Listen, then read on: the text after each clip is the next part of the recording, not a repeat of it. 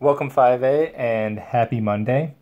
Later this week we're going to be introducing our Zearn Math program, and a few of the first activities you'll complete through Zearn Math will be using a place value chart that looks just like this to multiply and divide by 10 and by 100. So for today we're going to make one of these charts and practice multiplying by 10 and 100 using the decimal place value chart. So the only thing you're going to need is paper and something to write with, and the first thing you're going to want to do is create a chart just like I've created here. You make sure that you have your 6 rows and 2 columns, and that you label your rows hundreds, tens, ones, tenths, hundredths, and thousands.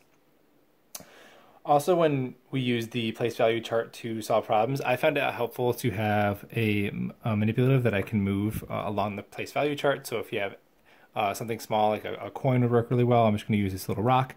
That'll work too. So if you want to pause this video and just go ahead and make this chart and find maybe a manipulative and a pencil. And then once you have those things ready, you can go ahead and press play. I'm going to tilt the camera so you can get a good pause angle on the chart. Right there should work if you click pause right now. All right, welcome back. So as you can see, I've also written below times 10 equals 1 place value spot to the left, and times 100 equals 2 place value spots to the left. What exactly does that mean? Well, let's take a look at a multiplication problem here. Right? 6 times 10. If I have the number 6 in my ones column, to multiply 6 times 10, I'm just going to move 1 place value spot to the left. I'll erase my 6 here. And now my 6 goes in the tens place. And I know that I have to fill my empty spots before the decimal point with a 0. So then 6 becomes 60. 6 times 10 equals 60.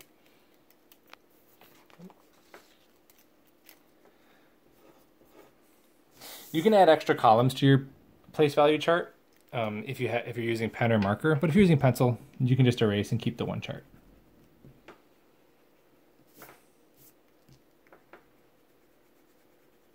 Let's try another one times 10. The next problem I have here says 0.06, which is 6 tenths times 10. So if I have 6 tenths times 10, again, I'm just going to move 1 spot to the left. I'll erase my 6 in the tenths. Now I just have a 6 in the ones, so my answer is 6, right? 6.0. 6 tenths times 10 just equals 6. Now let's try using the place value chart to multiply by 100.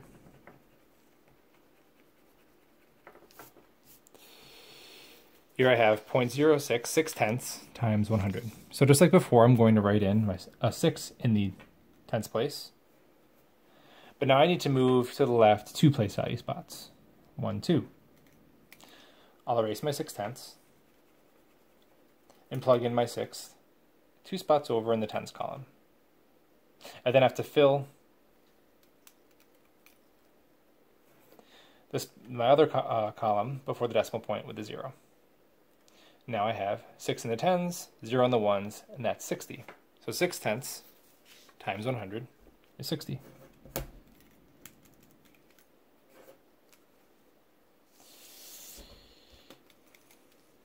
Let's erase and do one more.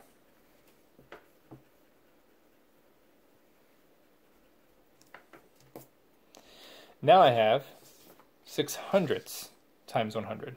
So I'll put a 6 in the hundredths column.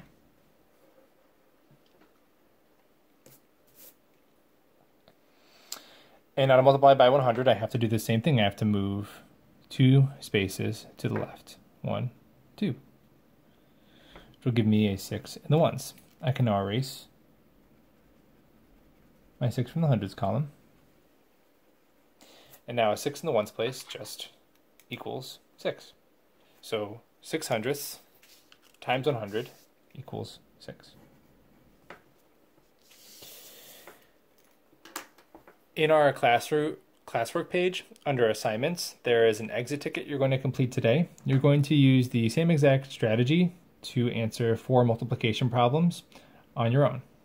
This Thursday, when we get started with Zearn Math, we'll be using a similar place value chart to multiply and divide by 10 and 100.